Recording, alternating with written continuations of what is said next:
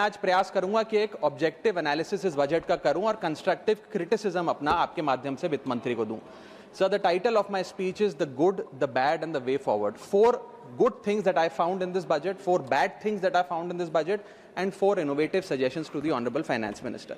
So the first good thing that I found in the budget is that there was an increase in the STT for derivative trading. Usually सरकार की निंदा हुई इस विषय को लेकर, मार्केट्स भी गिरी, लेकिन मेरा यह मानना है कि इस कदम से स्पेक्युलेटिव ट्रेडिंग यानी कि सट्टा ट्रेडिंग समाप्त होगी या कम होगी और रिटेल इन्वेस्टर, जो 90% रिटेल इन्वेस्टर एफएनओ सेक्टर में नुकसान भुगतता है, फ्यूचर्स एंड ऑप्शंस के चलते जुआ खेलता है, उसमें आपको रिटेल इन्वेस्टर की प्रोटेक्शन का एक माध्यम बन सकता है। लेकिन मैं इसी के साथ साथ वित्त मंत्री जी को याद दिलाना चाहूंगा कि एसटीटी का जेनेसिस क्या है, एसटीटी का जन्म कब हुआ। एसटीटी हमारे senior colleague mister P Chidambaram जब फाइनेंस मिनिस्टर थे तो उन्होंने इंट्रोड्यूस किया, and it was introduce to replace long term capital gain tax on equities. जब long term capital gain on equity zero था, तब एसटीटी को लाया गया कि वे एक सिंपल अपफ्रंट लेवी होगी ट्रेड्स पर regardless of profit and loss.